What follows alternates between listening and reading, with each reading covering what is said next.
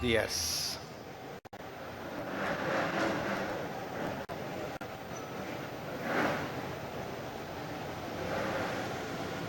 ¿Cómo les fue de lluvia ayer? Por acá hubo un diluvio, literal. Llovió como hace mucho no veía que lluviera. Casi siempre nos toca ver la lluvia así de largo y no nos llueve acá. Ahora sí llovió mucho. Pero qué bueno porque se refresca el ambiente. Y también quiero hacer una aclaración. Ayer hubo hubo una de las rondas del área de enseñanza y ya me dijeron que le pagué a Gustavo por el tema que se aventó ayer. Ahí yo aclaro que yo tengo las manos limpias, me lavo como Pilato. Fue el Espíritu Santo, ¿verdad? Entonces, para los que no saben de qué estamos hablando, los invito a que los sábados vengan a escuchar a 3 expositores del área de enseñanza que nos comparten algo de lo que han aprendido, de lo que han entendido en la Escritura, y con el fin de detectar en esta ronda aquellos que puedan de inmediato ponerse a servir y ayudarme con la carga de enseñar a todos los demás en el área de enseñanza, son calificados anónimamente en cuanto a la claridad de la exposición y las calificaciones o los promedios que se obtienen van a estar tomados en cuenta a la hora de escoger a los primeros que me van a estar ayudando, sobre quienes voy a poner parte de la carga que yo tengo para poder capacitar a los demás maestros. Entonces dejo en claro que eso fue decisión de Gustavo, yo no le di nada y los invito a todos a que vengan. Es todos los sábados. El último sábado es el sábado antes del campamento, entonces todavía hay chance de escucharlos.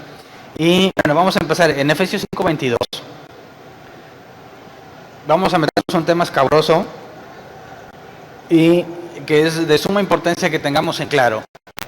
Creo que hay mucha confusión en cuanto a este tema y la idea es utilizar la Biblia para explicar claramente lo que nos dice el apóstol Pablo en estas palabras, que son muy usadas, en mi caso particular, en mi experiencia, son muy usadas por los ateos, pero también he visto variedades entre los cristianos a la hora de aplicar estos pasajes en la vida diaria. Efesios 5:22, en la versión Reina Valera 60, dice: las casadas estén sujetas a sus propios maridos como al Señor. El tema es: las casadas estén sujetas.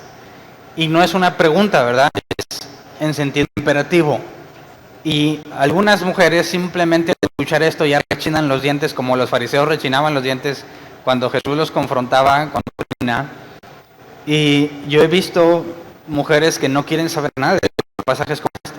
Muchísimas páginas de ateos, hablando de Facebook, les encanta citar este tipo de pasajes. Dicen: tú que eres cristiana, lee la Biblia, lo que dice acerca de tu condición inferior de mujer. Las casadas sujetas a sus maridos. Y hay otros peores, ¿verdad? Pero nos enfocaremos en estos. Y la idea es que entendamos cómo es que lo que ya vimos de Efesios tiene que ver con el asunto del matrimonio y cómo viene a desembocar en la vida matrimonial. Primero, desde el principio de la carta se habló de la elección, ¿verdad? Y luego vimos del misterio de Cristo, que todos somos un pueblo, judíos, gentiles y de todo, desde antes de la fundación del mundo, debido a la elección. Y luego vimos el domingo pasado sobre la responsabilidad individual de la santidad. Somos sinergistas. Dios hace el querer como el hacer y nosotros ponemos todo nuestro esfuerzo por amor a Dios. Y el miércoles estuvimos viendo nuestra responsabilidad con la iglesia, el edificar al cuerpo de Cristo.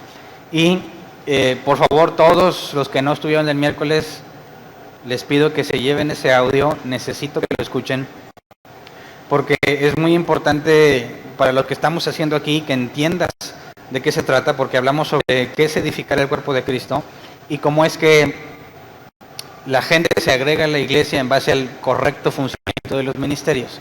Entonces es importante que lo escuches, lo analices y lo entiendas. Como quiera vamos a hablar, todavía falta más que hablemos de eso, pero es muy importante que lo tomemos como base. Entonces, el miércoles vimos la responsabilidad colectiva en la congregación, cómo debemos de relacionarnos, a dónde va enfocado nuestro esfuerzo. Y luego de repente, en el capítulo 5, empieza a hablar del matrimonio. Pero quiero que leamos primero Efesios 5, 15 al 17, porque nos da un antecedente útil para entender lo que a continuación nos va a decir sobre el matrimonio. Efesios 5, 15 al 17, dice, así que tengan cuidado de su manera de vivir. Fíjate, se va a la vida diaria, ¿verdad? Tengan cuidado de su manera de vivir, es la Nueva Versión Internacional. No vivan como necios, sino como sabios, aprovechando al máximo cada momento oportuno porque los días son malos. Por tanto, no sean insensatos, sino entiendan cuál es la voluntad del Señor.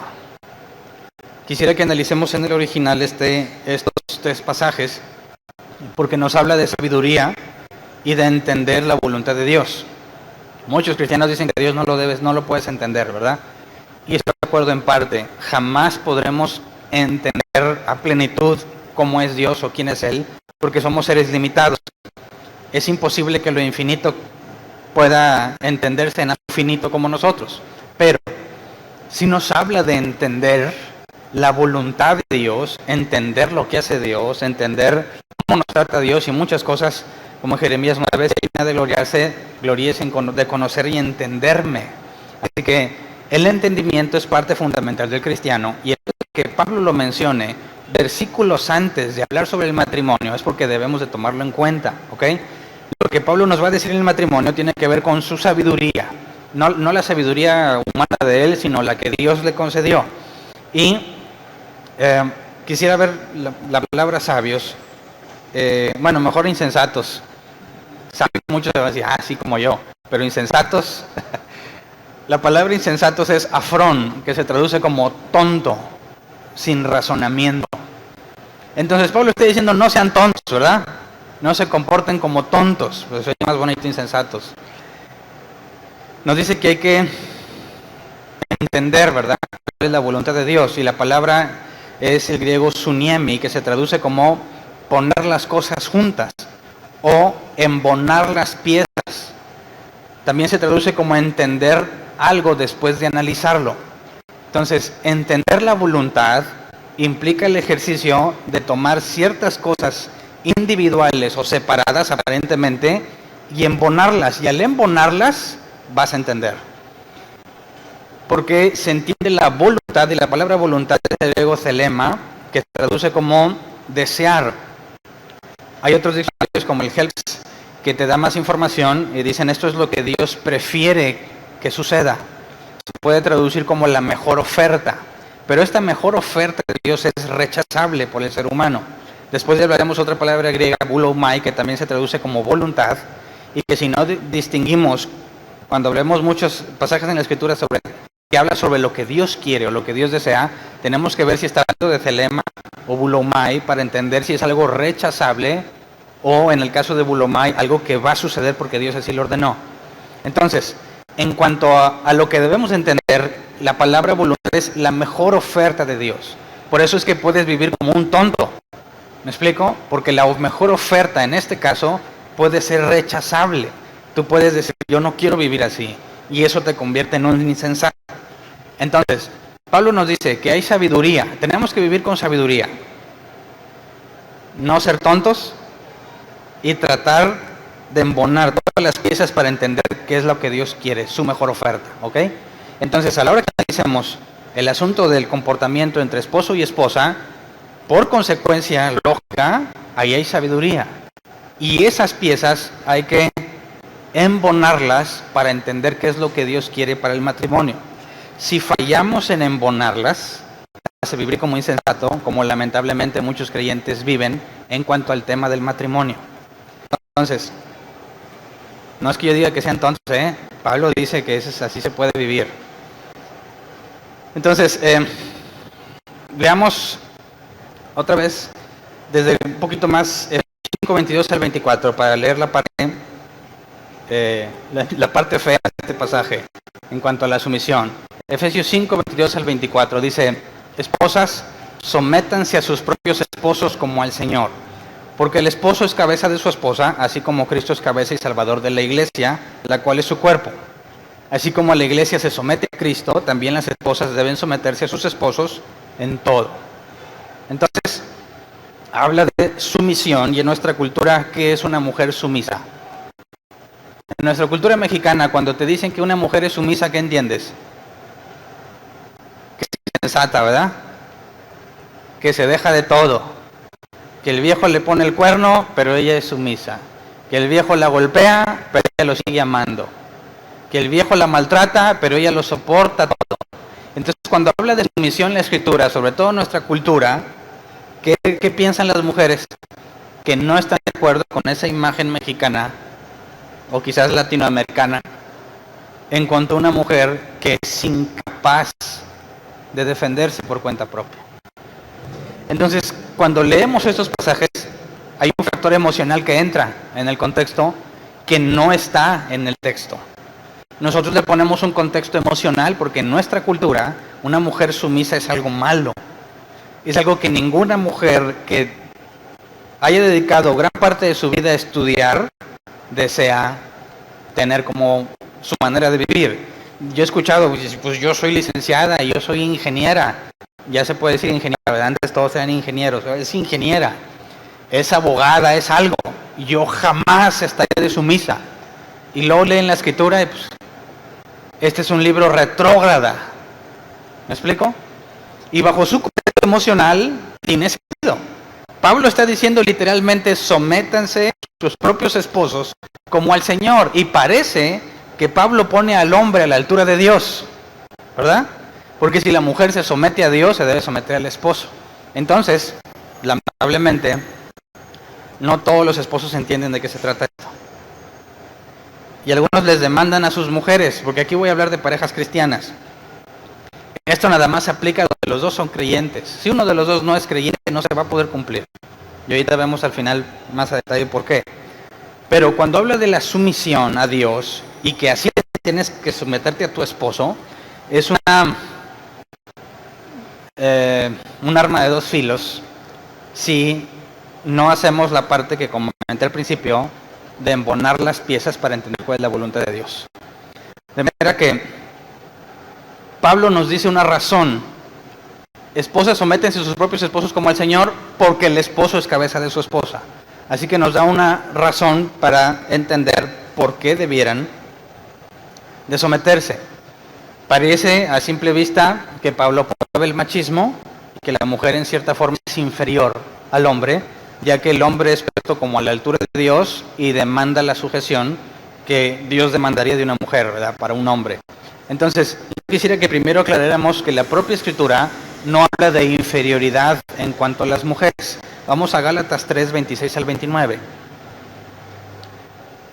Y no voy a tratar, hay muchas personas, gracias a Dios, que escuchan los videos y los audios de nuestras reuniones.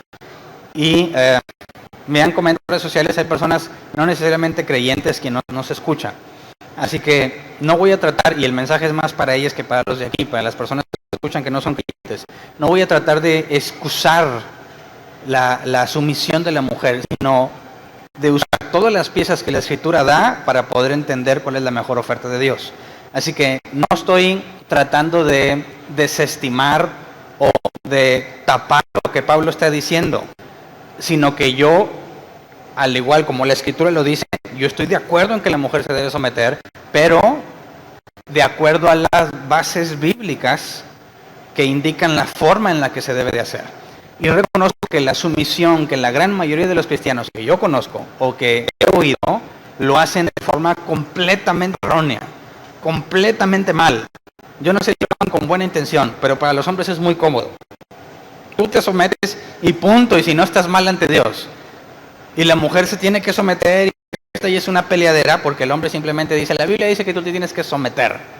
Y lo usan a su favor en un error garrafal que voy a demostrar más adelante. Entonces, dejando este paréntesis a todos aquellos que nos oyen, que no son creyentes o que consideran que la sumisión es equivocada, denme la oportunidad de mostrarlo, ¿ok?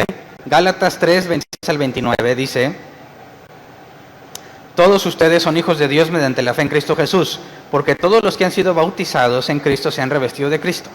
Ya no hay judío ni griego, esclavo ni libre, hombre ni mujer, sino que todos ustedes son uno solo en Cristo Jesús. Y si ustedes pertenecen a Cristo, son la descendencia de Abraham y herederos según la promesa. De manera que estos pasajes demuestran que hay igualdad entre todo el género humano. Hablando del cristianismo, todos somos herederos de la promesa, todos somos descendientes de Abraham. Entonces, no puedes, a veces como argentino, no puedes decir que cuando Pablo habla de sumisión, está poniendo a la mujer en un grado inferior, porque la propia Escritura, el propio Pablo nos dice que todos somos iguales en Cristo. Y si la Escritura es inspirada por Dios, es inerrante. Así que si aparentemente Pablo parece indicar que hay una inferioridad, y luego Pablo escribe que todos somos iguales, estaría contradiciendo directamente. Tendríamos que tirar la Biblia a la basura. La idea es entender por qué Pablo aparentemente dice que sí es inferior, pero al mismo tiempo dice que no lo es. Entonces, con este pasaje de la Escritura, vemos, número uno, que hay igualdad y que no se promueve la inferioridad de la mujer, aunque en aquellas culturas la mujer era inferior, ¿verdad? En el contexto cultural en el que se escribió, la mujer era desestimada como inferior al hombre, y en la cultura judía ni siquiera ella podía atestiguar ante alguna situación. Eso es cierto, pero lo que Pablo dice va en contra del contexto cultural. No está diciendo que debamos de tratar a la mujer como un ser inferior, y demuestro por medio de la Escritura esa parte. Segundo, Efesios 5:21. Justo antes de que diga mujeres o esposas sométanse a sus esposos, dice sométanse unos a otros por reverencia a Cristo. Así que la sumisión no es algo que solamente las esposas hacen, sino que todo creyente debe practicar. Entonces, si pensamos que la mujer es inferior porque se tiene que someter, tendríamos que concluir que todos son igualmente inferiores, porque todos nos debemos someter unos a otros. Entonces, ¿qué significa someterse? O según aquí la palabra sométanse, es el griego upotasso, que se traduce como obedecer a alguien, someterse a alguien, ponerse a las órdenes de alguien o ser subordinado de alguien. Entonces, quienes trabajan en una empresa están sometidos ¿a quién? Al jefe, ¿verdad? Y el director principal de toda la empresa, pues al dueño, ¿verdad? Y muchas veces el dueño a los accionistas, y ahí se va. Así que fíjate, el hecho de hablar de sumisión es algo que todos, aún fuera de la vida del matrimonio, todos los que trabajan en una empresa, es más, por tu cuenta y estás en un proyecto con un cliente, ¿a quién te sujetas? A tu cliente. Entonces, tratemos de sacar el contexto emocional de la sumisión de la madre sufrida mexicana y veamos cómo la sumisión es algo que vivimos todos los días de nuestras vidas. Y que no hay ninguna diferencia entre la que debe de haber en el matrimonio que la que hay en el mundo laboral. Entonces, las mujeres que dicen, yo jamás voy a ser sumisa, cometen un error porque ya lo son en sus trabajos, ¿cierto? Dicen, no, pero no es lo mismo. Bueno, en el léxico de la Escritura es exactamente lo mismo. Por eso el esfuerzo es, saca el contexto emocional de la palabra sumisa y veamos que tiene que ver con lo que todos hacemos. Ahora, entre los cristianos, ¿cómo nos sometemos unos a otros? Bueno, cuando entras a este lugar y hay reglas y ya saben que antes de empezar empieza la musiquita. ¿Qué significa esa musiquita? Que ya va a empezar, que cuando se acabe la música ya todos estamos aquí al frente sentados. Ok, ¿te estás sometiendo a qué? A ese acuerdo que tuvimos, ¿no? Entonces, desde que entramos, empezamos a someternos unos a otros. Cuando yo estoy aquí hablando y enseñando y ustedes guardan silencio y ponen atención, están sujetos a lo que está pasando, ¿verdad? Cuando el ujier les pide algo y ustedes lo hacen, están sujetos al ujier. Si venimos a un curso y hay un maestro de reglas, constantemente nos estamos sometiendo unos a otros. Entonces, el argumento de que porque se somete a la mujer la hace inferior no aplica porque todos nos sometemos unos a otros. De entrada, eso no hace superior tampoco a nadie, ¿verdad? Entonces, tratando de aclarar esta palabra, analicemos la razón por la cual la mujer debe someterse, ¿verdad? Dice que porque el esposo es cabeza de su esposa. Vamos a leer otra vez, Efesios 5, 22 y 23. La esposa somete a sus propios esposos como al Señor, porque el esposo es cabeza de su esposa, así como Cristo es cabeza y salvador de la iglesia, la cual es su cuerpo. Entonces, la principal razón que cita Pablo aquí es que la mujer se somete porque el esposo es cabeza. La palabra cabeza, si se traduce en griego, es también cabeza y hace referencia a la autoridad. ¿A quién es el que toma las decisiones? Pero eso no significa que nada más él toma las decisiones, ¿ok? Tenemos el caso de la Escritura que dice que en la multitud de consejos está la sabiduría. ¿Qué hacían los reyes antes de ir a alguna guerra o tomar alguna decisión? Traen el consejo. Y tenemos Tenemos el caso de Ahitofel, consejero de David, cómo se reveló, cómo la palabra de Ahitofel era considerada como si Dios mismo hablara, de manera que un rey que no pide consejo es un necio y no puede ser sabio. Así que la idea de que alguien tenga autoridad para tomar decisiones en ningún lado, en ningún momento significa que es unilateral y que tiene que tomarla solo y que no cuenta la opinión de los demás. Un jefe que no considera a sus subordinados en lo laboral, ¿qué tanto va a durar como jefe?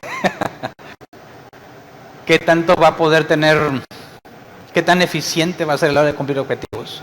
En mi experiencia, ahorita estoy por mi cuenta, ¿verdad? Yo soy mi propio jefe, me someto a mis clientes mientras dure el proyecto. Pero cuando estuve trabajando en una empresa, yo te lo digo por experiencia, yo en mi caso me dedicaba al desarrollo de software, todavía me dedico al desarrollo de software, y tienes que hacer estimaciones de tiempo, cuánto me voy a tardar. Y yo lo pedí por el camino difícil, recién me empezaron a dar autoridad sobre otras personas, dije, no hombre, mira, aquí está, yo me tardo 2 horas en hacerlo, y jamás consultaba con mi gente. Oh, sorpresa, cuando pasaban las 2 horas, todavía no habían terminado. Digo, ¿por qué no termina? Si eso yo lo hubiera acabado en 2 horas. Y dice, tú, pero yo no. Yo tengo que considerar más cosas, yo tengo menos experiencia, yo desconozco cómo funciona el proceso, de manera que se tardó 4 o 5 horas. ¿Y quién tenía la culpa de quedar mal? Yo, por no consultar a las personas que están a mi cargo. Entonces, ahorita voy a demostrar con Biblia eso que te estoy diciendo en el ámbito laboral. Pero la idea de ser cabeza implica la toma de decisiones y la responsabilidad de lo que se hace. Entonces, el esposo, según Pablo, tiene esa responsabilidad. Y dice que así como Cristo es cabeza y salvador de la iglesia. Entonces, el esposo tiene esa responsabilidad así como Cristo la tiene, ¿verdad? ¿Cómo la obtuvo Cristo? Vamos a Efesios 1, 22 al 23. Mujer, sométete a tu esposo porque él es cabeza en el matrimonio, así como Cristo es cabeza de la iglesia. Así que la forma en la que Jesús se convierte en cabeza de la iglesia tiene que ver con la forma en la que el esposo es cabeza en el matrimonio. Efesios 1, 22 al 23, Dios sometió todas las cosas al dominio de Cristo y lo dio como cabeza de todo a la iglesia. Esta, que es su cuerpo, es la plenitud de aquel que lo llena todo por completo. Entonces, ¿cómo se convirtió Cristo en cabeza de la iglesia? Dios lo hizo cabeza, ¿verdad? Y en el caso del esposo, ¿en qué momento te puso esa cabezota? Por eso tienes que ser muy sabia, tienes que ser muy sabia con quién te vas a casar. Las que ya se casaron ya se amolaron. Las que están pensando que un día se van a casar, se requiere mucha sabiduría. No es nada más que sientes bonito o que está muy guapo. Implica sumisión vitalicia. ¿Qué clase de hombre va a tomar las decisiones en cuanto a lo que sucede en el matrimonio? Y las mujeres casi no piensan en eso, ¿verdad? Algunos ya tienen planeado mangonear al marido y dicen, no más que me case. Es pecado, ¿eh? Entonces, así como Cristo es cabeza de la iglesia, Dios lo puso como cabeza. Hay que ver en qué momento el hombre fue puesto como cabeza. Y cuando entendemos el momento en que fue puesto como cabeza, nos da el contexto de por qué la mujer debe someterse. Así que vamos al principio, Génesis 3, 6 al 8. Recordemos que el matrimonio, y aquí hay una pregunta capciosa, ¿Adán y Eva se casaron hasta que la muerte los separe? ¿Sí o no? ¿Entiende bien mi pregunta? Siempre que se casan acá es, los declaro marido y mujer hasta que la muerte los separe, ¿verdad? Y supuestamente haces un pacto que mientras tengas vida vas a permanecer fiel. Bueno, Adán y Eva se casaron con el compromiso de ser fieles hasta que la muerte los separe.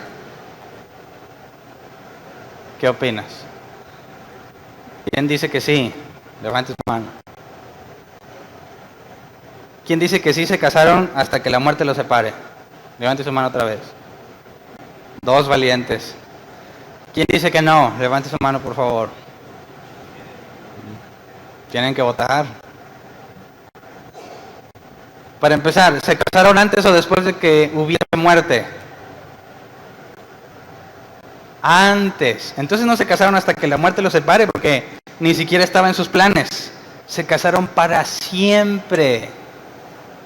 ¿Me explico? No es, bueno, pues ya nada más que se muera este viejo y voy a ser libre. No había muerte cuando fueron dados el matrimonio, así que era un matrimonio para siempre. Pero algo sucede que modifica la situación. Génesis 3 al 8. La mujer vio que el fruto del árbol era bueno para comer y que tenía buen aspecto y era deseable para adquirir sabiduría, así que tomó de su fruto y comió. Luego le dio a su esposo y también él comió. En ese momento se les abrieron los ojos y tomaron conciencia de su desnudez. Por eso, para cubrirse, entretejieron hojas de higuera. Cuando el día comenzó a refrescar, oyeron el hombre y la mujer que Dios el Señor andaba recorriendo el jardín.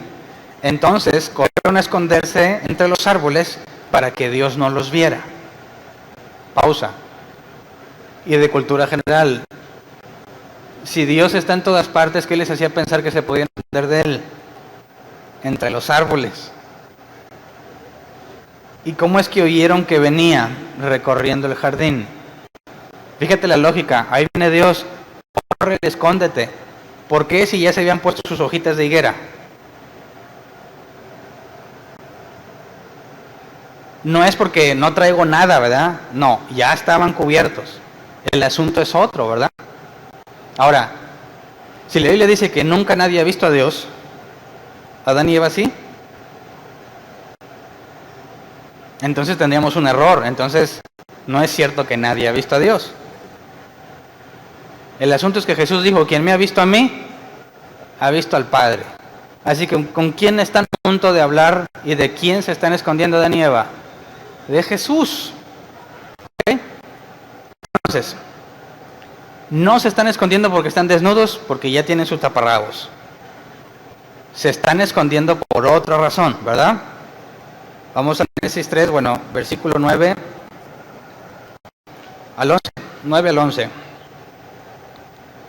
Dice, pero Dios, el Señor, llamó al hombre y le dijo, ¿dónde estás? Pausa. Dios es omnisciente, todo lo sabe. Yo he visto unos ateos bárbaros que dicen, ¿ya ves? Dios se le escondió entre los árboles y Dios ya no los podía encontrar. ¿No se supone que Dios es todo soberano y omnisciente? ¿Cómo es que alguien se le esconde entre los árboles? No, momento. Obviamente Dios ya sabe lo que pasó, ¿verdad? Es más, desde antes de la fundación del mundo, ya sabía. Cuando le dice a Adán, ¿dónde estás? Le está preguntando porque realmente se escapa de su conocimiento la ubicación específica de Adán, o porque está promoviendo algo en Adán. Fíjate que dice, versículo 10, el hombre contestó, escuché que andabas por el jardín y tuve miedo porque estoy desnudo, por eso me escondí. Pero ya vimos que el asunto no es que lo viera desnudo, sino el hecho de estar desnudo, aunque tuviera sus hojitas, ¿verdad? Versículo 11, ¿y quién te ha dicho que estás desnudo?, le preguntó Dios. ¿Acaso has comido del fruto del árbol que yo te prohibí comer? Si Dios ya lo sabe, pero le pregunta, ¿qué es lo que está buscando? Confesión de pecado. ¿Quién de nosotros que haya tenido niños pequeñitos? Está todos embarrados de chocolate. ¿Quién se comió el chocolate? ¿Qué dice el niño? ¿Fuiste tú? No, y aquí todo embarrado, ¿verdad? Le preguntas porque no sabes realmente y dices, ¿cómo llegó ese chocolate a la boca? No sé, pero alguien se comió el chocolate. Obviamente ya sabes, pero ¿qué estás propiciando? ¿Qué estás buscando? Que el niño diga, perdóname, yo fui. Porque el niño, desde el momento en que sale con la cara así, sabes que no va a confesar la situación, ¿verdad? Aunque es evidente. ¿Me explico? Entonces, para que tu hijo razone, en lugar de decirle, bueno, no, tú necesitas que él entienda que hay un error y que lo vas a regañar por lo malo que hizo y que no de nada sirve esconderse ante lo evidente. Entonces, tienes que dialogar con él para llevarlo a entender la situación, no porque tú no la entiendas. ¿Me explico? Entonces, ¿acaso has comido del fruto del árbol que yo te he prohibido comer, que te prohibí comer? La respuesta es fácil, sencilla, ¿verdad? Sí, Dios, perdóname. Pero no, versículo 12, él respondió, la mujer que me diste por compañera me dio de ese fruto y yo lo comí.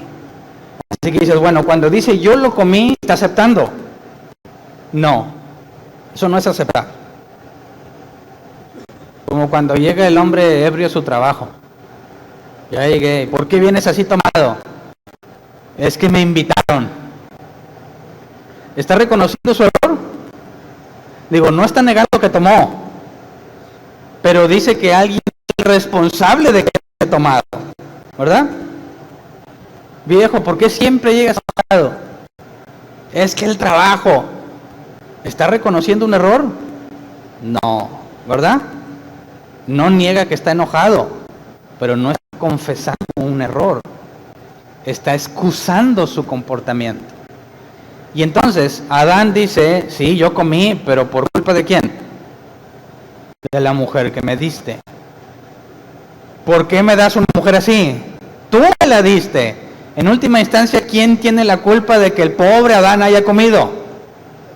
Dios, ¿verdad? Y eso es lo que muchos cristianos dicen, pues si Dios ya sabe todo, ¿de qué? Pues es por su culpa. Porque si Él no hubiera querido que pecara, Él no me hubiera puesto esta tentación. No tiene sentido. Entonces, la mujer que me diste, ok, versículo 13. Entonces, Dios el Señor le pregunta a la mujer, ¿qué es lo que has hecho? Otra vez, la misma oportunidad que le dio a Adán para confesar su pecado, la misma se la otorga a Eva. ¿Qué es lo que has hecho? La serpiente me engañó y comí, contestó ella. Misma respuesta. Sí comí por culpa de la serpiente. Así que no está reconociendo culpabilidad. No niega lo evidente, pero se victimiza. Soy una víctima. Adán y Eva se declaran víctimas. Adán fue víctima de su impía mujer. Y Eva fue impía por causa de la mugre serpiente. ¿Verdad? ¿Qué hace Dios al respecto? Primero, se oye Dios enojado, molesto, iracundo. No habla como en otros pasajes para descargar mi ira o por cuanto han pecado. No, fíjate que Dios está... A ver, Adán, no, pues la culpa de la mujer. A ver, Eva, no, pues la culpa de la serpiente. Y lo he dicho muchas veces, como que la serpiente apenas iba a decir algo, pero no le preguntaban nada a la serpiente, ¿verdad? La castigan directo. Te arrastrarás sobre tu vientre, comerás polvo. Pero no es el enfoque de ver qué le pasó a la serpiente. Vamos al versículo 16. Después de que condena a serpiente, regresa y ahora dirige la palabra a Eva. A la mujer le dijo, multiplicaré tus dolores en el parto y darás a luz a tus hijos con dolor. Desearás a tu marido y él te dominará. Leamos este mismo pasaje en la versión 60 porque no es correcta la traducción en la parte que dice desearás a tu marido. O sea, no es literal la corrección, la traducción. En la versión Reina Valera dice, la mujer dijo, multiplicaré en gran manera los dolores en tus preñeces, con dolor darás a luz a los hijos, y tu deseo será para tu marido, y él se señoreará de ti. Y esa es una traducción literal. Tu deseo será para tu marido. Ahora él controla lo que tú haces, mujer. Él se señoreará de ti. Y aquí la palabra señoreará es el hebreo mashal, que se traduce como gobernar, ejercer control, tener autoridad o dominar. Entonces, ¿en qué momento Dios le da a Adán, el esposo, la responsabilidad sobre la esposa? En la caída. Desde ese momento, parece que Dios castiga a Eva y le dice, ya no eres libre, ahora te sometes a él. Imagínate, Eva, pues me acaba de echar la culpa de su error. Gracias Dios, semejante castigo, ¿verdad? Digo, ¿qué preferirías, mujer? ¿Estar subordinada a un hombre sabio y prudente o a un necio que te echa la culpa de todo? Y luego Dios te dice, ahora Él se va a enseñorear sobre ti. Señor, ¿por qué? No puede decir, no te preocupes, mi divorcio hay muchos peces en el mar, en los únicos, ¿verdad? ¡Qué malo Dios! La pone bajo sujeción de un necio, cobarde, que no reconoce su propio error. ¿Es un castigo o no?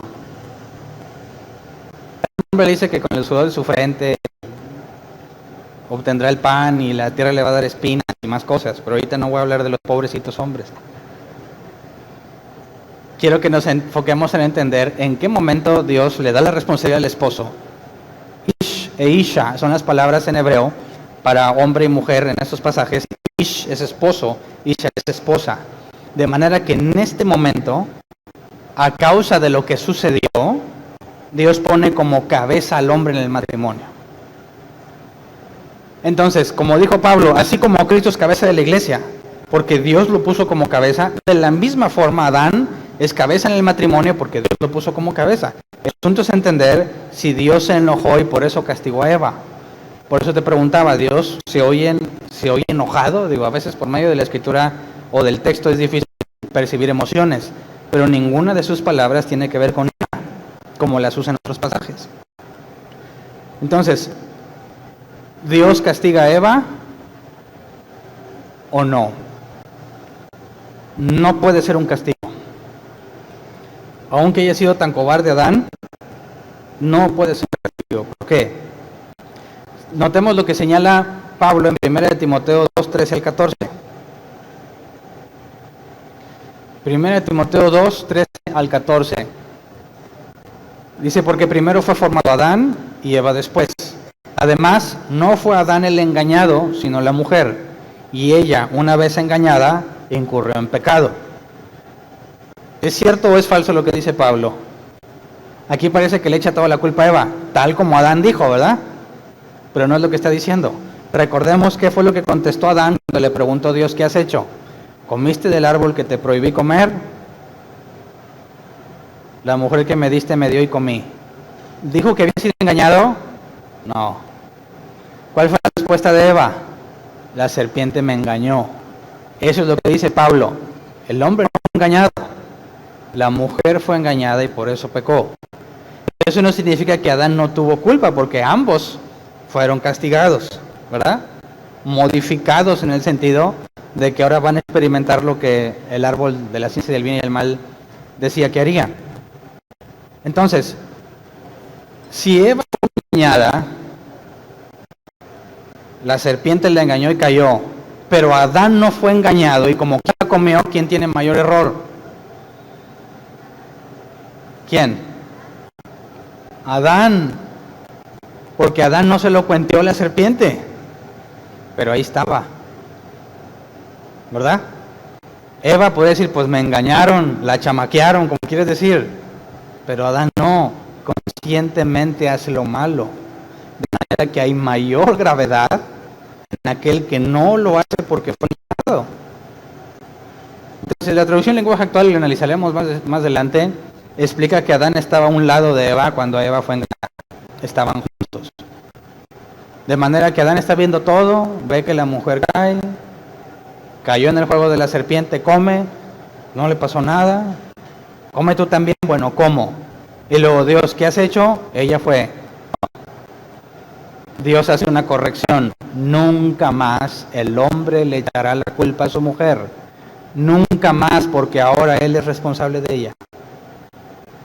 Cuando dice, tu deseo será para tu marido y él se enseñoreará de ti, está diciendo, cosa que pase, cosa que hagas, le voy a demandar a tu esposo lo sucedido.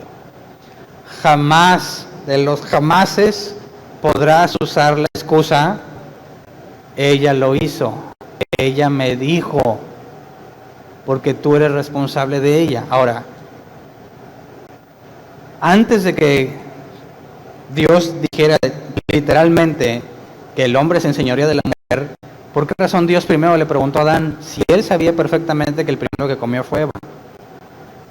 Porque hay algo que Dios esperaba. Adán, ¿dónde estás? ¿Comiste de lo que te prohibí? Primero al hombre. Así que cualquier hombre que pretenda ser bíblico y dice, mira, el que dice que se cometa, no sabes lo que estás diciendo. si no entiendes este pasaje. Estás, y bueno, no hay vuelta atrás, estás obligado a dar cuentas de las acciones de tu mujer, lo cual es mucho más grave de lo que podemos entender. Porque imagínate que tú eres un buen creyente, en el sentido de que oras, ¿verdad? Bueno, el que no ora no es creyente, así de fácil. Y dices, oh Dios, gracias porque tú eres bueno y siempre has estado conmigo y me tienes misericordia. Pero mientras oras con Dios, hay problemas con tu esposa o tu mujer está haciendo algo incorrecto. Y tú llegas a hablar con Dios y quieres acá echarle todo el crema y feeling. Y, oh Señor grande y poderoso, que estás ahí. Dios lo primero que te va a decir, ¿qué pasa con tu mujer? Ahorita vamos a ver que Pedro dice que hay estorbo en nuestras acciones si estamos bien con nuestras esposas. De manera que para Dios es más importante que tengas una relación con tu mujer y que des buenas cuentas de tu mujer. Es decir, mi esposa anda así, y no le vas a decir a Dios, pues porque está loca, yo ya le dije. No. Yo ya le leí el pasaje que dice que así debe de hacer y no lo hace, es su culpa. No. Imagínate que tú eres el dueño de una empresa y tienes muchos problemas en tu empresa y quieres contratar a un gerente que ponga control. Lo contratas y te cobra mucho dinero. Le estás pagando mucho y siguen los problemas. Le llegas y le preguntas al gerente que tú contrataste, ¿por qué siguen los problemas? Imagina que él te dice, pues es que no quieren hacer caso. ¿Qué pensarías? ¿Corres a tus empleados que no hacen caso? ¿O corres al incompetente gerente que no sabe hacerlos trabajar? ¿Quién es el responsable del fracaso? ¿El gerente o los trabajadores rebeldes? Para mí es muy claro. A ver, gerente, te pago para que ellos trabajen. ¿Y sabes qué? Para que estén felices mientras lo hacen. Si eres incapaz de hacer eso, no me eres útil. Me traigo a alguien que sepa poner en orden las cosas. Y es exactamente la misma analogía. Lo malo que Dios no te corre, ¿verdad? Te disciplina.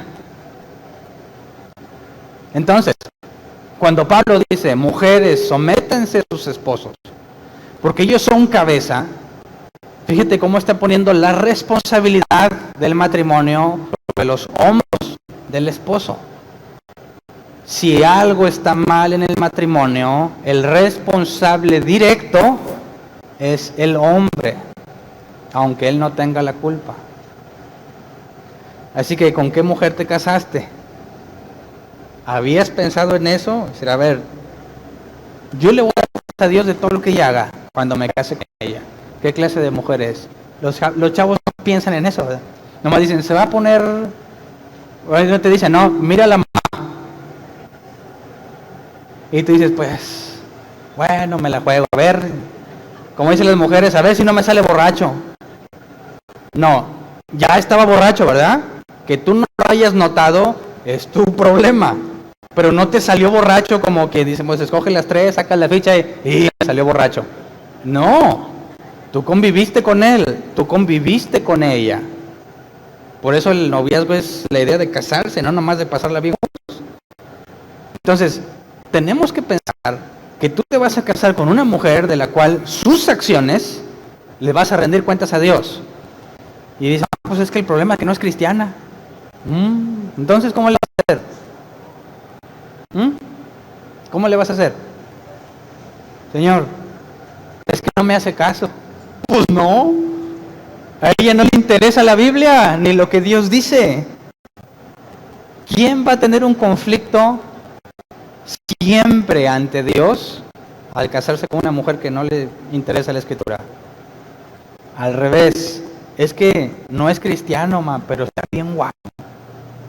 Nomás a mí me quiere. Dios. A nadie le habla como a mí. ¿A quién te vas a someter? ¿Quién se supone que va a arreglar las situaciones en el matrimonio, aún los conflictos emocionales? Imagínate que el esposo y la esposa se pelean. Y híjole, ¿quién tiene que tomar la iniciativa para arreglar el problema? Independientemente de quién es la culpa. ¿quién tiene que tener la iniciativa en arreglar el problema en una pareja de creyentes?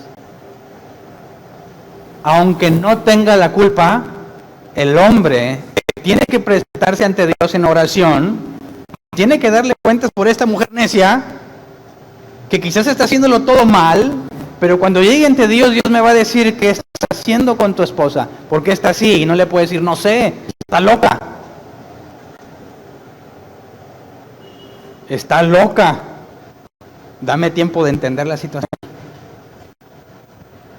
Así que, Dios, sé que ando mal. Dame gracia y sabiduría para arreglar esta situación. ¿Verdad? ¿Se acuerdan que hay otro caso? Jesús dice, cuando vayas a presentar tu ofrenda al altar, pero tienes algo contra tu hermano, deja ahí la ofrenda, primero arréglate. Y después vienes y presentas la ofrenda. Exactamente lo mismo en el matrimonio. Señor, gracias, Señor. ¿Cuál gracias, Señor? Arregla eso.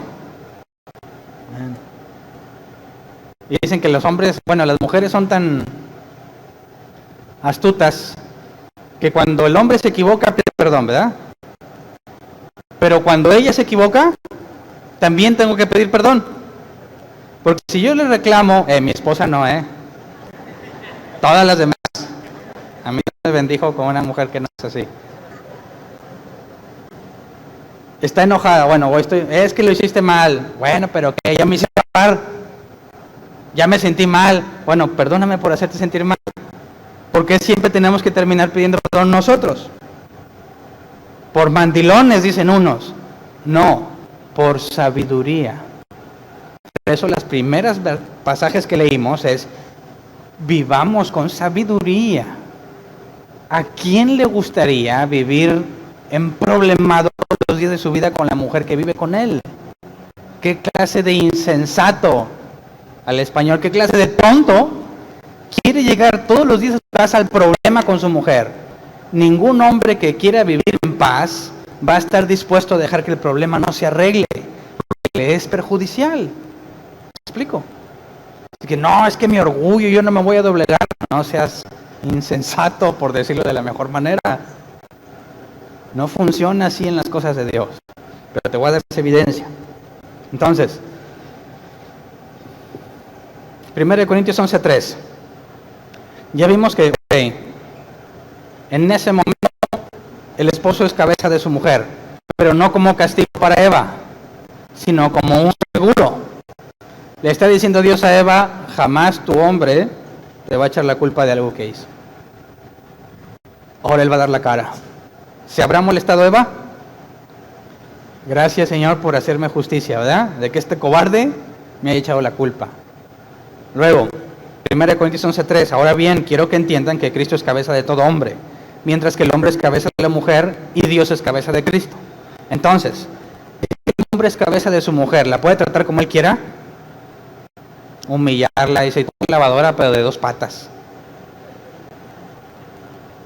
Como quien dijo el presidente Fox, ¿verdad? Vicente Fox una vez dijo que la gente quería tener lavadora, pero no las de 2 patas. Es que ella se somete, así que ella es mi especie de ayudante, secretaria, mi achichincle por toda la eternidad. El ministerio es mío y ella pues cuida de los niños. Ella hace las cosas cotidianas mientras yo le sirvo al Señor. Qué ignorancia, profunda ignorancia. Si la mujer somete al hombre, su esposo, este hombre a su vez está sujeto ¿a quién? A Cristo. ¿Qué clase de hombre que está sujeto a Cristo maltrataría a su mujer? Ahora, ¿cuántas veces Jesús te trata así de achichincle? ¿Por qué un hombre que entiende cómo es tratado al estar bajo sumisión trataría de mala forma a quien está subordinado a él? No hay justificación. Quien se trata de aprovechar de la esposa bajo la idea de que él es la cabeza, no hace más que mostrar una profunda ignorancia en cuanto a su conocimiento de Dios. ¿Cómo te trata Dios a ti? Es como tú debes de tratar a tu mujer. Aún en lo secular, si hay subordinados tuyos, ¿cómo te trata tu jefe, Jesús? ¿Cómo me trata a mí? ¿Cómo los debo tratar yo a ellos? ¿Me explico? Entonces, Por eso, en las parejas, matrimonios cristianos, jamás debiese existir una especie de superioridad del que da las órdenes. Porque supone que estamos sujetos a Cristo, es nuestra cabeza. Es imposible que haya maltrato entre creyentes, o que esté justificado, porque sí hay maltrato, lamentablemente. No es imposible que bíblicamente esté justificado, porque estamos sujetos a Cristo. Entonces regresémonos a Efesios 5, 22 al 24. Si ya demostramos que el hombre es cabeza, leámoslo con este entendimiento, lo que dice aquí. Esposas, sométanse a sus propios esposos como al Señor. ¿Entiendes cómo es que como al Señor, si se supone que el hombre está sujeto a Cristo, lo que Cristo manda es lo mismo que Él le va a demandar a ella? ¿Verdad? No tendría que haber variación. Entonces te sujetas a tu esposo como al Señor, porque si el Señor es cabeza de su esposo, es exactamente lo mismo. Porque el esposo es cabeza de su esposa, así como Cristo es cabeza y salvador de la iglesia, la cual es su cuerpo. Ya vimos cómo fueron establecidos ambos. Dios establece a Cristo como cabeza y a Adán como cabeza en el matrimonio, ¿verdad? Así como la iglesia se somete a Cristo, también las esposas deben someterse a sus esposos en todo.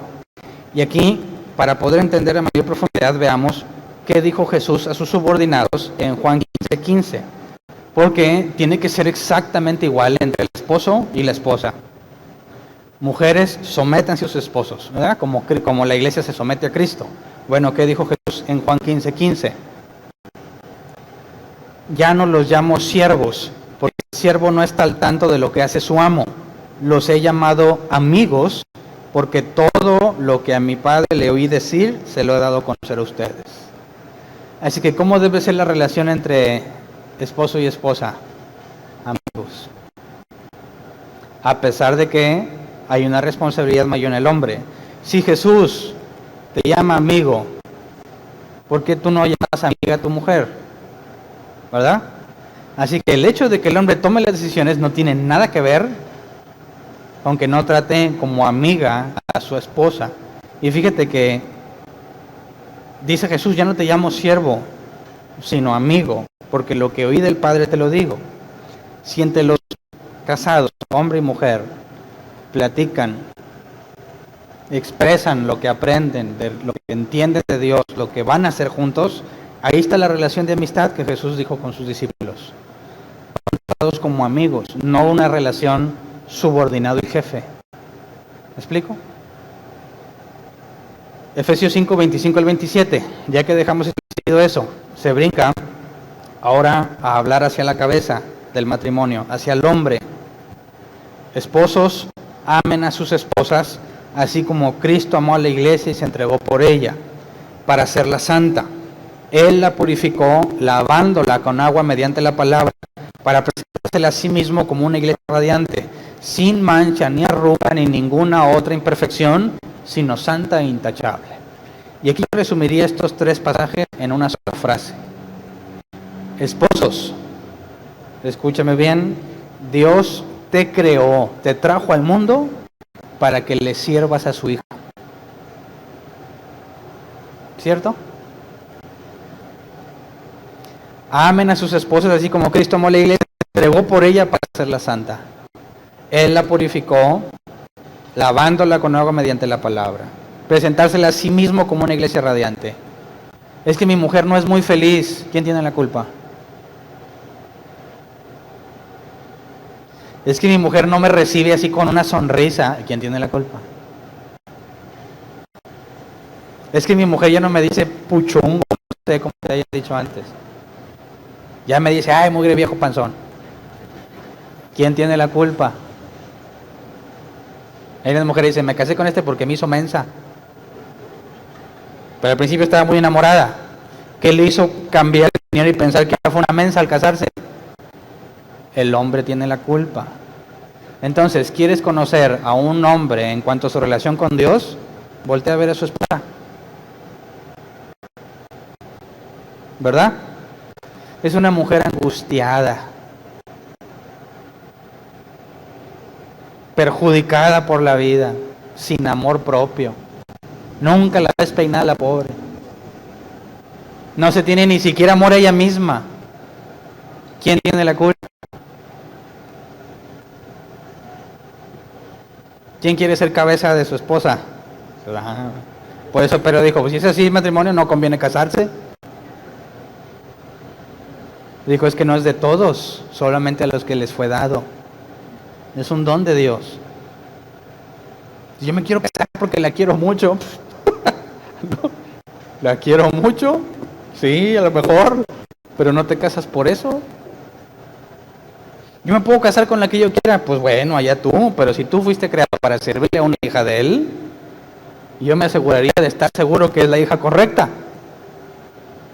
¿Y quién me puede decir eso? Solamente Dios. Entonces no me caso porque pues ya tengo edad, o pues porque ya llevamos mucho juntos, porque luego se me va con otra o con otro. No. Si tú fuiste creado para servirle a una hija de Dios, tienes que asegurarte que Dios te diga quién es. Porque te vas a dedicar a servirla toda tu vida. Y es lo más difícil para un hombre. El hombre quiere llegar y que lo traten como rey. Pero cuando llegue a la casa, ¿cómo debe de comportarse? Como el que sirve. ¿Verdad? Jesús dijo, y ahorita lo voy a demostrar. Si el esclavo anda allá trabajando y todo, y de repente llega su amo y regresa el esclavo, ¿acaso el amo le dice, siéntate y te sirvo? No, más bien, sírveme primero y luego tú. Ándale, llega el esposo, el viejo, bien cansado. ¿Dónde están mis chanclas? Mi masaje de patas. Cortar las uñas, tremendas uñas gavilonas. Las patas sucias, mugrosas. Es que el rey trabajó. No, papá, no vienes en el rol de rey. Primero sirve y luego tú te atiendes. Entonces, ¿qué mujer no estaría feliz de que llegue su viejo? Así. Ay, este viejo panzón es porque está esperando que lleguen y le sirvan al rey. Pero es contrario a la escritura. Llegamos a servir. Entonces las mujeres decir, ya quiero que llegue este hombre. No porque ahora quiera el masaje en sus pies, ¿verdad? Sino porque es necesario, es útil, es mejor que él esté en casa. ¿Me explico? Su vida es mejor cuando él está. Oye, es que mi esposa pues como que no se cuida, pues porque ¿sabes por qué no se cuidan las mujeres? Porque sienten que no son bonitas. Si una mujer se siente bonita, se desvive viéndose el espejo y pintándose, aferrado, maquillándose, arreglándose, me pongo esta o la otra, pone todas las combinaciones posibles de ropa, checa el clima, el pronóstico, me salas, la humedad me va a deshacer acá mi copete y ya, ahí está. Este es el outfit perfecto, porque se gusta cuando se ve al espejo. Pero para que se guste al verle al espejo no es algo que solamente ella debe de hacer. Tiene un viejo que todos los días le debe recordar lo hermoso que es. Porque las mujeres hay días que se levantan que se sienten muy hermosas y otros días que se sienten la peor alimaña del mundo. Y es ahí cuando el esposo dice, ¿dónde está la alimaña preciosa, verdad? No, refuerzas esos días en los que ella siente que no vale la pena arreglarse. De manera que el hombre se convierte en algo que la hace feliz, porque constantemente está buscando su beneficio, porque para eso fue creado, para servirle a una de sus hijas. ¿Me explico? Hernán, ven para acá, me va a decir dos. ¿Qué está pasando con Verónica? Más vale tener una respuesta. Señor, todavía no la encuentro. Le estoy buscando. Dame sabiduría y gracia para que cuando hable con ella no me suelte todas mis verdades, sino que me tenga misericordia. ¿Es eso mandilón o es sabio? La mujer resillosa es gotera constante, dice un proverbio, ¿verdad? Es mejor comida de verduras en casa pobre que un banquete con una mujer problemática. ¿Quién es más sabio? El que dice, no, a mí por mis pantalones, yo no me voy a doblegar. Ándale. Síguele así, necio. Cada vez destrozas más a tu mujer, cada vez estás más emproblemado con Dios. Y ahorita vamos a ver que tus oraciones tienen estorbo, literalmente. Entonces, Lucas 22, 25 al 27. Sustento para lo que yo digo. El mayor sirve al menor, enseñó Jesús. Jesús les dijo, los reyes de las naciones oprimen a sus súbditos y los que ejercen autoridad sobre ellos se llaman a sí mismos benefactores. No sea así entre ustedes. Al contrario, el mayor debe comportarse como el menor y el que manda como el que sirve. Porque ¿quién es más importante, el que está a la mesa o el que sirve? No lo es el que está sentado a la mesa, sin embargo yo estoy entre ustedes como uno que sirve. Y si Jesús hizo eso, ¿por qué tú y yo no?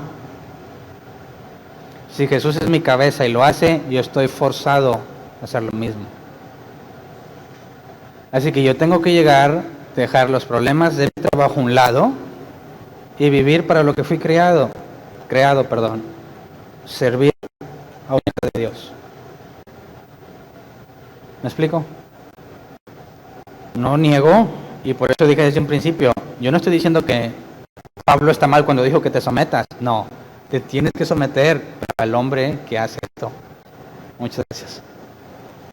Ahora sí, si tú te topas un hombre que toma en serio todo esto, ¿tendrías problemas en cuanto a la sumisión? ¿Sí o no?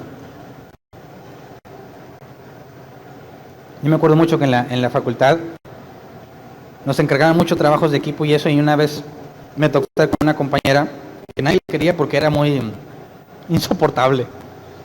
Era imposible convivir con ella, me tocó en el equipo y pues ni modo, tienes que hacer que funcione el equipo porque no quieres hacer toda la chamba solo.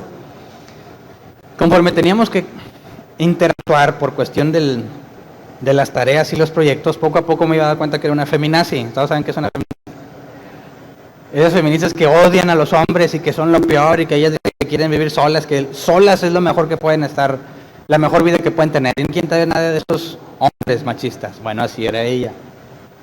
Ah, que los hombres, y pues te aguantas, ¿de qué haces? Tienes que hacer el proyecto. Y poco a poco le decía, pero ¿qué? No, es que los hombres que promueven el machismo, la Biblia. Y entonces yo ya era creyente, ¿verdad? Y ahí me dio oportunidad. No, pero la Biblia no dice eso. Sí dice que sí. Ah, sí, pero no como tú dices. Y poco a poco, en todo un semestre, ahí poco a poco iba diciendo, no, es que mire, sí es, y la responsabilidad, y ya seguíamos en el trabajo. Y yo pensé que me tiraba loco, me juzgaba loco, pero no, sí estaba poniendo atención. Al final del semestre, quería conocer más de Dios y que quería conocer al hombre de su vida. Porque la idea del hombre machista que ella pensaba que la Escritura hablaba, era un contexto emocional que no está en la Escritura.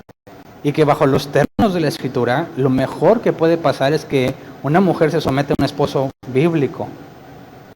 Es la mejor vida que una mujer puede llevar, ¿sí o no? Alguien que 24 horas, los 365 días del año está pensando en cómo servirle, cómo serle útil y cómo hacerla feliz. Ahí está la sabiduría en la sumisión, hay sabiduría en esto. No vivas como insensato. Cualquier matrimonio que no se ajuste al modelo bíblico va a fracasar. Podrán aguantar muchos años, eso no significa que vivan bien. ¿Cuántos años de casado? No, pues 50. Oh, que aguante. Pues sí, a lo mejor de resistencia, ¿verdad? Pero eso no significa que vivieron felices. ¿Y qué me sirve decir tengo 30 y tantos, 40 y tantos, si ha sido un infierno la vida juntos? Si son dos personas separadas viviendo en el mismo lugar. Se van los hijos y ¿qué queda? Dos perfectos desconocidos en la misma casa. ¿Y qué necesitan para ser feliz? Que vengan los hijos. Y si los hijos no vienen, las ideas que me enferme, que los achaques y que... Pues mira, acuérdate que cuando eran novios, ni comían de la felicidad de estar juntos. Ahora de viejos, pues ahora necesitas a los hijos. No los necesitas. Nunca fueron tuyos. El matrimonio no debe de cambiar para mal con el transcurso de los años. Al contrario, mientras más te conoces, más se conocen mutuamente, y si tú eres un hombre bíblico, cada vez obtienes más experiencia en cómo servirla, ¿verdad? Cada vez va a ser más fácil, cada vez va a ser más sencillo hacerla feliz. Sabes qué cosas no hacer, qué cosas no decir. Sabes qué cosas decir y qué cosas hacer. De manera que el matrimonio, bíblicamente hablando, conforme pasa el tiempo, debe ser mejor. No como tristemente pasa que es al revés. Dicen, sí, de novios, ya eso ya se acabó. Pues qué mal, eso no debería estar entre los creyentes. Debiese ser mayor la profundidad en la relación. Porque el viejo cuando llega, se dedica a servirla, ¿verdad? Efesios 5, 28 al 30. Asimismo, el esposo debe amar a su esposa como a su propio cuerpo. El que ama a su esposa se ama a sí mismo. ¿Ves la sabiduría? ¿Quieres vivir peleado todos los días? No te amas ni a ti mismo. El que a sí mismo se ama, ama a su esposa. Y aquí el griego es ágape. Por decisión muestra amor. También porque se quiere a sí mismo. ¿Quién quiere vivir un infierno en su casa? Nadie. Pues nadie ha odiado jamás a su propio cuerpo. Al contrario, lo alimenta y lo cuida, así como Cristo hace con la iglesia, porque somos miembros de su cuerpo. Claramente está la responsabilidad del hombre, ¿verdad? Fíjate cómo Pablo nunca hizo énfasis en que tienes autoridad, sino en que tienes responsabilidad en servir y amar. Y luego versículo 31 al 33. Por eso dejará el hombre a su padre y a su madre y se unirá a su esposa, y los dos llegarán a ser un solo cuerpo. Esto es un misterio profundo, yo me refiero a Cristo y a la iglesia. En todo caso, cada uno de ustedes ame también a su esposa como a sí mismo, y que la esposa respete a su esposo. Entonces, ¿quién es el que deja a su padre y a su madre? Y ahí va para todos los hombres y las mamás, ¿verdad? ¿Por qué ya no vienes a la casa? Nomás te la pasas con la familia de ella. ¿Qué es lo que dice la Biblia? ¿Quién es el que está dispuesto a dejarlo todo por estar con su mujer? El hombre. ¿Verdad? Así que es, en cierta forma, bíblicamente hablando, natural, que él corra para donde está la mujer, ¿no? Si la quiere ser feliz. Ahora tampoco nomás para allá, ¿verdad? Se tiene que balancear, pero está explicado.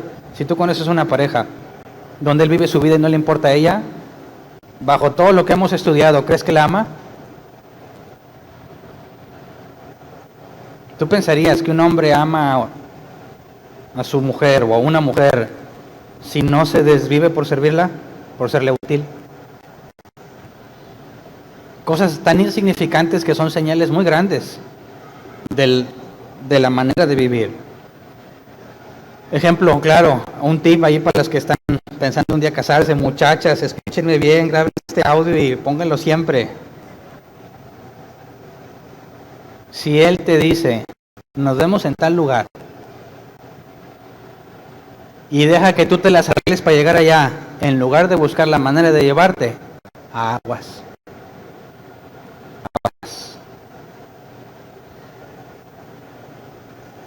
Si mi esposa es muy preciada para mí, no la voy a exponer para ahorrarme tiempo, dinero, gasolina o esfuerzo.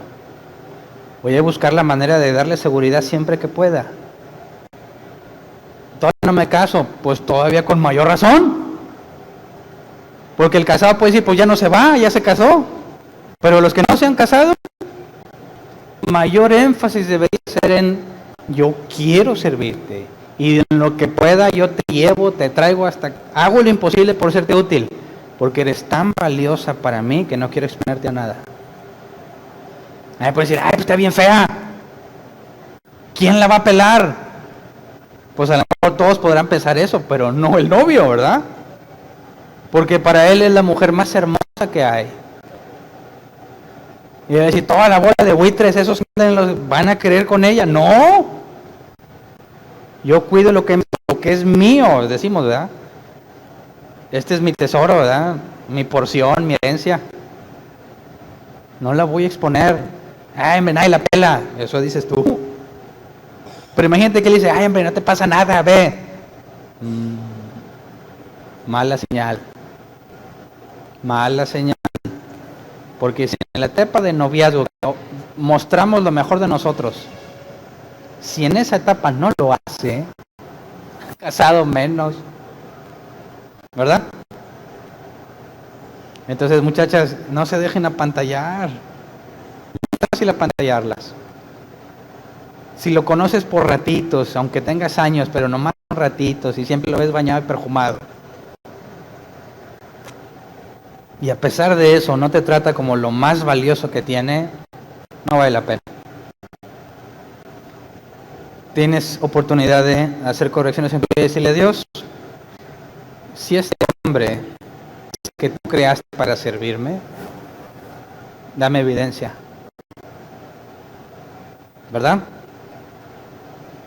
Se oye feo, pero dice, no entregues las perlas a los cerdos. Y como hija de Dios eres muy valiosa para Él. Y bíblicamente ha preparado para que te sirva toda la vida. No le des las perlas a los cerdos. 1 Pedro 3:7, y con esto termino. De igual manera, ustedes esposos, sean comprensivos en su vida conjugal, tratando cada una a su esposa con respeto, ya que como mujer más delicada, y ambos son herederos del grato don de la vida. Así nada estorbará las oraciones de ustedes. Pero no me gusta esta traducción porque le puso palabras que no vienen. Reina Valera 60. Vosotros, maridos, igualmente vivid con ellas sabiamente. Es la misma sabiduría que Pablo hacía mención, Pedro también hace mención. Esto es vivir con sabiduría, dando honor a la mujer como a vaso más frágil. Y la ilustración es muy clara. Hay vasos que si llega alguien, oye, dame agua, y viene todo sudado, no le das un vaso bien, ¿verdad? Agarras el más feo. Así le hago yo. Si llegas y me pides, ay, vienes todo mugroso, no te voy a dar un buen vaso. Eso es de plástico, de lo que sea. Oye, un vaso para echarle, ahí, bueno, ese mismo, órale, porque lo vas a hacer todo sucio y cochino y a lo mejor lo tiro. Pero cuando llega un invitado especial, o tú eres el anfitrión, no sacas esos mismos vasos. La Escritura dice, hay vasos para usos comunes y vasos para usos especiales, y hace referencia a la creación de Dios, nosotros como personas. Si la mujer es el vaso más frágil, no significa que la trates así con pincitas, ¿no? Es valioso y especial, y tiene un trato especial, y no está bola con los demás trastes, tiene su lugar especial, y le pone su puertita para que no se llene de tierra, ¿verdad? Para que cuando requieres hacer uso de ese vaso, y no hablo de usar a la mujer, ¿verdad?, sino de la analogía, está en perfectas condiciones. Por eso dice la Escritura, para presentársela a sí mismo, Jesús se entrega por ella, por la iglesia, para presentársela a sí mismo sin mancha y sin arruga. Cuando tú tienes cuidado especial de la mujer que Dios te dio, estás actuando con sabiduría. Y dice, como dando honor a la mujer como vaso más frágil y como a coherederas de la gracia de la vida, para que vuestras oraciones no tengan estorbo. Como coherederas de la gracia de la vida, habla de la igualdad que te demostré, ¿verdad? Ante Jesús somos iguales. Entonces, la tratas como vaso frágil y no como algo inferior, ni como algo superior. Coherederos en Cristo, somos iguales. Para que vuestras oraciones no tengan estorbo. Aquí la palabra estorbo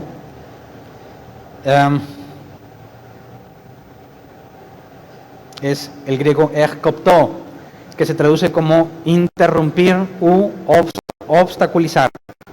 Entonces, si yo no estoy tratando así a mi mujer, tengo algo que interrumpe mi relación con Dios. Por eso te puse el ejemplo. Vas a traer ofrenda, primero ve y arréglate, deja la ofrenda ahí donde está, no la quiero, no me la des, hasta que te arregles y luego vienes y me la traes, la ofrenda.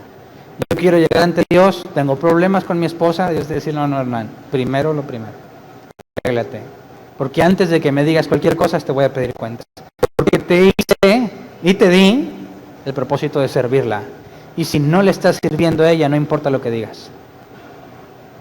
No importa lo que digas. No vale, no cuenta. Es hipócrita. Así que, ¿qué clase de hombre puede vivir así? Haciendo todo eso. Alguien que tenga el Espíritu Santo. Los hijos de Dios son guiados por el Espíritu Santo. Y el Espíritu Santo nos guía a eso. Hombre, no dejes que tu contexto emocional entre también en estos pasajes, diciendo, no, pero yo no me voy a humillar. Humíllate, es la instrucción. Yo no me voy a humillar porque, no, al revés. Lo primero es la humillación. tenemos un problema y yo creo que tú tienes la culpa, y te aseguro que ella cree que tú tienes la culpa, ¿verdad? Entonces, ¿cuándo vas a avanzar? Y así se pueden pasar días, meses y años, hasta que deciden ignorar que algo pasó. No, nada pasó y siguen su vida, pero nunca arreglaron. Se van destruyendo poco a poco. Airaos, pero no pequéis, no se ponga el sol sobre vuestro enojo, dice la Reina Valera 60. El primer paso, bíblicamente hablando, el primer paso para arreglar una relación entre un matrimonio es el hombre, porque él es el responsable. Y si no tiene la culpa, entonces ¿qué hace? Tratar de hacerla entender, tratar de ayudarle a ver lo que no ve. Y si definitivamente no, entonces vas con Dios y le dices, hazme justicia. Ya me entregué, he hecho todo por ella, pero ella sigue necia. Ya es imposible para ti avanzar, pero para nada es imposible. Y si es hija de él, ¿qué crees que va a pasar? Dios disciplina al que ama. Entonces, ninguna mujer que se considere creyente va a ser tan necia como para no tomar la oportunidad de arreglarse, ¿verdad? Entonces, cuando uno de los dos se pone necio y orgulloso, estás mal ante Dios. Y tú tienes problemas con él y necesitas arreglarte. Pero, bíblicamente, la sumisión es lo más sabio que puede haber en un matrimonio. Y no sé si ahora estés de acuerdo conmigo en que la Biblia para nada promueve el machismo. ¿O te parece que Pablo está hablando de actos machistas? Nada que ver. Nada que ver. Por eso yo afirmo, como la Escritura dice, la mujer debe someterse a su esposo. Pero el esposo debe ser un hombre bíblico sometido a Cristo. Si tu esposo no es creyente, tienes que someterte a tu esposo siempre y cuando no contradiga lo que Dios ha dicho. Ahí está lo importante de saber con quién te estás casando. Porque diga, este es un impío, no me someto a él. Error. Es una instrucción general. Mujeres, sométanse a sus maridos. Ahí está el problema. Tú te vas a entregar, pero él no. Porque es incapaz. No sabe. No puede. No ha nacido de nuevo. No tiene el Espíritu Santo. Y lo más probable es que va a hacer mal uso de la autoridad que tiene. Ah, pero ¿quién lo escogió? Pues bueno, pero pues está guapo. Pues si eso te consuela. Entonces me voy a casar aunque esté feo. No estoy diciendo eso tampoco, ¿verdad? Aparte lo feo relativo, ¿no? Siempre hay un roto para un descosido. ¿Verdad? Siempre hay una pedrada para una rana.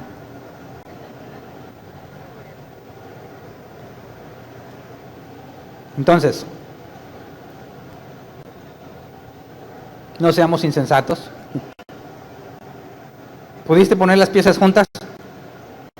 Las embonamos de manera que entendemos cuál es la mejor oferta de Dios para el matrimonio. ¿Sí? Ahí está la clave. No te has casado, no te cases hasta que estés plenamente seguro. Si eres mujer, plenamente seguro de que ese es el hombre que nació para servirte. Para que ahora sí le entregues las perlas a un hijo de Dios. Y si tú eres hombre, asegúrate de que de ella es la que debes de servir, porque si no haces exactamente lo mismo. Una mujer no creyente que su esposo la sirva, lo va a querer así traer y mangonear. Nunca va a saber corresponder. Nunca va a poder someterse a su marido porque le es imposible. Entonces seamos sabios, ¿verdad? Vamos a ponernos de pie.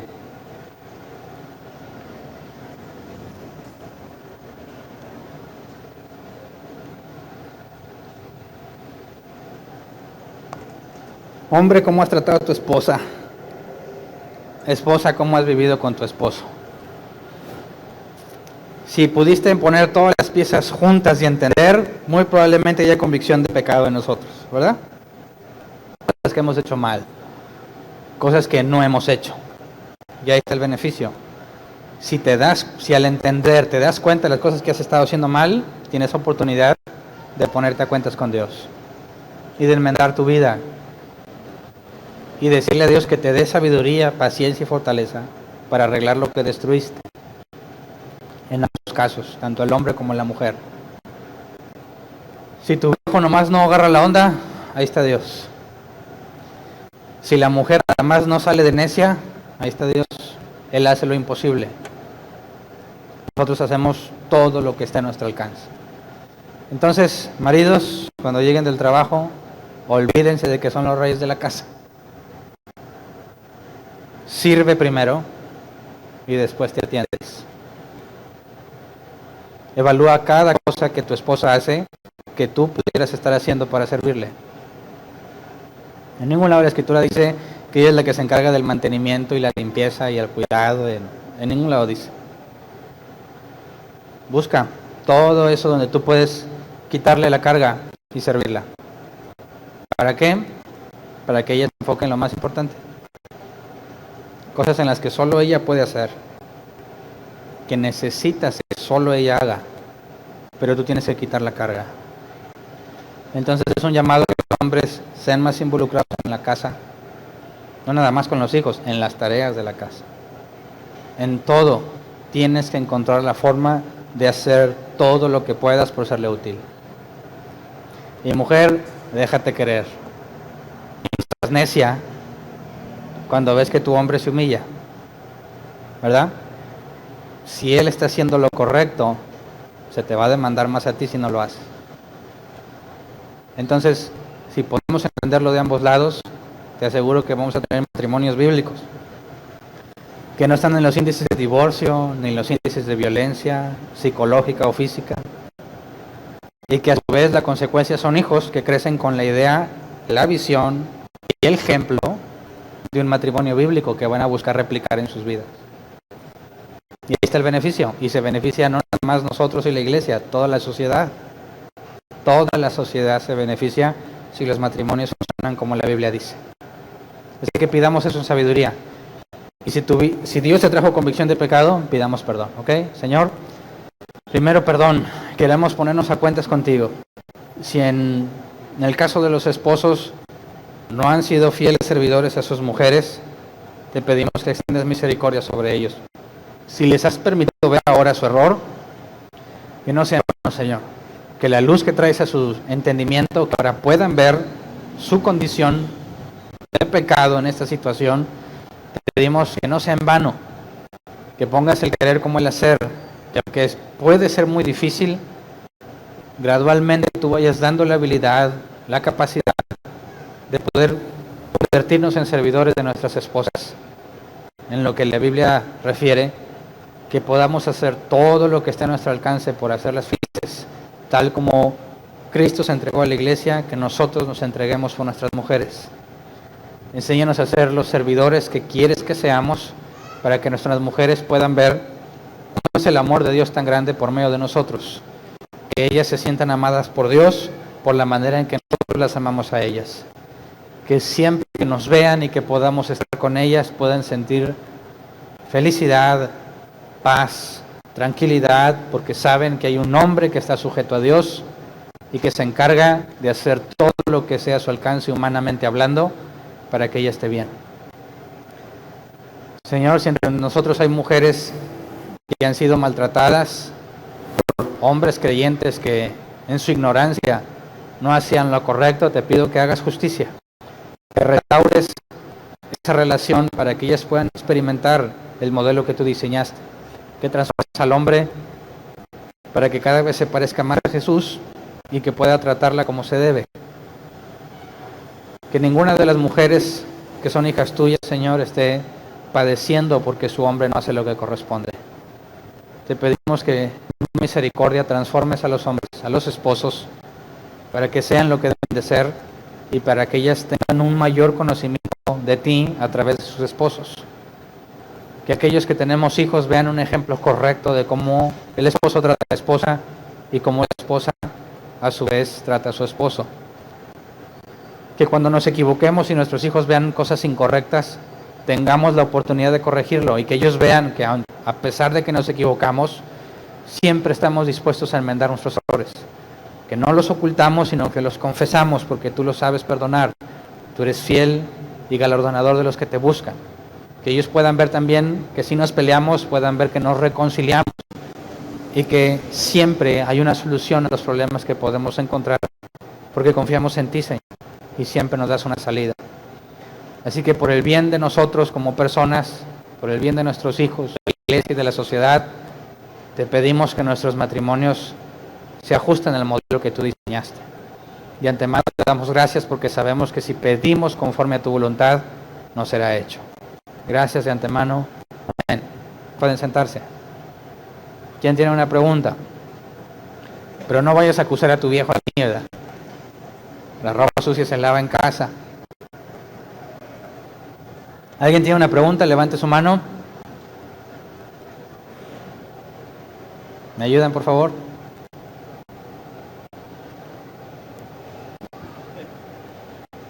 Buenas tardes. Me quedé pensando en la pregunta que hiciste hace un rato. La indicación de que si Adán y Eva se casaron hasta que la muerte los separe. Es obvio que no hubo una persona que les dijo, ustedes se están uniendo en matrimonio hasta que la muerte los separe. Y la indicación en Génesis 2 dice que el hombre dejará a su padre y a su madre y se unirá a su mujer y será una sola carne. Obviamente Adán y Eva no tenían ni padre ni madre como tal. Luego vemos en Génesis 3 que hace la indicación de que, bueno, cometen el pecado original, pero en Génesis 4, comenzando Génesis 4, dice que conoció a Adán a su mujer y después vinieron los hijos, ¿no? Entonces, si Adán conoció a su mujer posterior a la expulsión del jardín del Edén, entonces entendemos, o bueno, entiendo yo, que ellos se casaron hasta que la muerte los separe, porque la muerte ya estaba presente en sus vidas por causa del pecado original. Además, veo yo que si Dios ya sabía que ellos iban a pecar, en el conocimiento de Dios sabía que la muerte de ellos, la muerte de uno de los dos, los iba a separar en el momento que eso sucediera, posteriormente de que ellos se conocieran íntimamente, ¿no? Ok, muy buena pregunta. ¿En qué me baso para decir que estaban casados de antes? Porque Dios le dijo, Adán dice, es que hay dos interpretaciones, que cuando dice el hombre dejará a su padre y a su madre, puede ser que haya sido Dios quien lo dijo, o puede ser que haya sido Adán quien lo dijo. Cualquiera de los dos, cuando dice que el hombre dejará a su padre y a su madre y se unirá a su mujer, es Ish e Isha, esposo y esposa. De manera que cuando Dios crea a Eva y se la entrega al hombre, se entiende que es Ish e Isha y habla de esposo y esposa. Entonces, cuando la Biblia dice en Génesis 4 que conoció a Adán a su mujer, en ningún momento dice que fue la primera vez, ¿verdad? Nada más nos dice que la conoció, tuvieron un hijo. Pero en ningún momento podemos afirmar que recién le presenta a su mujer, jamás tuvieron intimidad sexual. Uno. Entonces, yo parto del matrimonio por el vocablo que se usa al decirle esposo y esposa, y que se le entregó, aquí está, porque no es bueno que el hombre esté solo.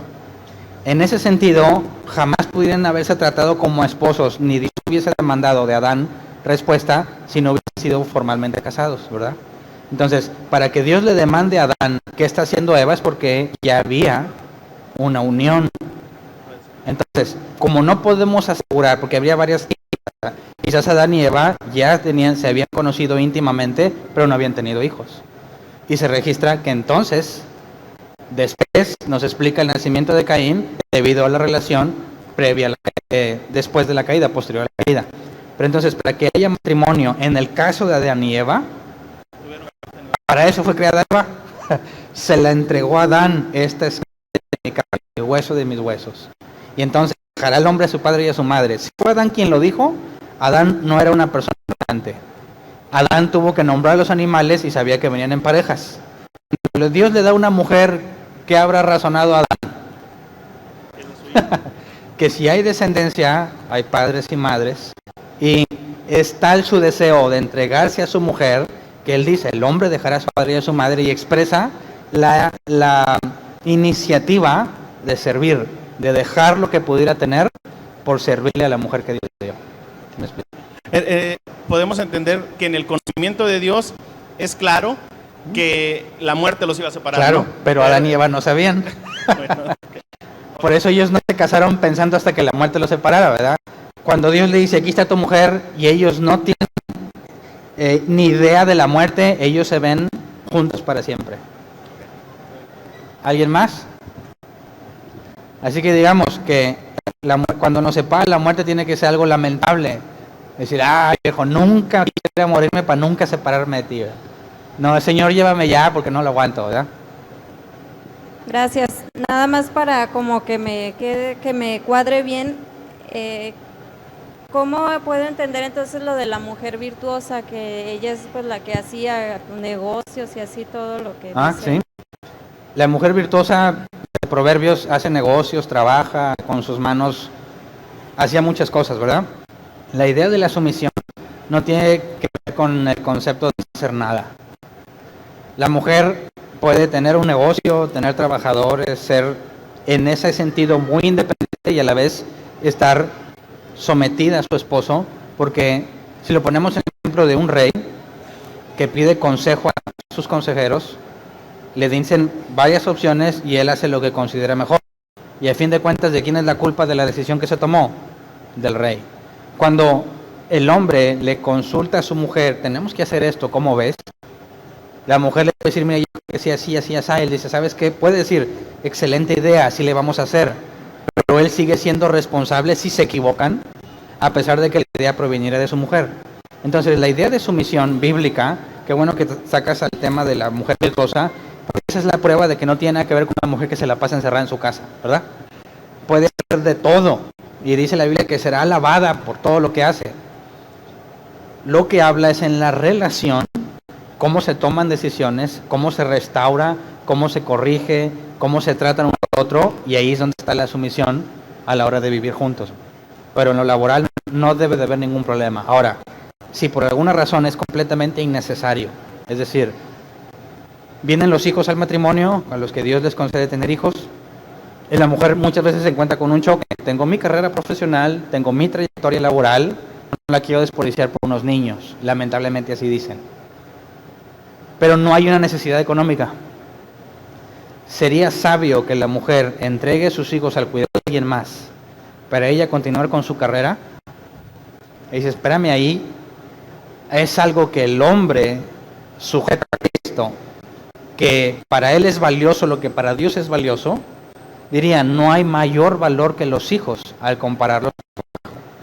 De manera que un hombre podía tener influencia en decir, espérame, no vas a truncar tu carrera para toda la vida, ¿verdad? Pero hay momentos en la vida de nuestros hijos que es indispensable que estén con su madre. Y que quizás cuando entren a la escuela y ya no los ves todo un día, casi medio día completo, puedas de forma sabia ocupar tu tiempo en otra cosa, ¿verdad? Pero que la mujer que sabe que tiene un esposo que está sometido a Cristo, jamás haría con su vida lo que quiere. No hay una restricción literal en cuanto a trabajar y no, pero puede haber momentos en los que no es sabio trabajar. Entonces, a Dios, o delante de Dios, el peso de la decisión va a recaer sobre el hombre. Y muchas veces puede ser que a la mujer le agrade lo que el hombre decidió. Y así como nosotros a veces no nos agrada, dice la Biblia, la disciplina no es de agrado, pero después trae fruto de arrepentimiento, lo cual es bueno. Muchas veces puede ser posible que la mujer tenga conflicto con lo que el hombre decidió, pero bíblicamente debe dejar la responsabilidad en el hombre y aceptarlo. Si se equivoca, Dios va a corregirlo, ¿verdad? De manera que no pierdes y serás recompensada. Pero si resulta que tú estabas equivocada, vas a ser librada de muchos problemas. ¿Sí me entiendo? Gracias. ¿Alguien más?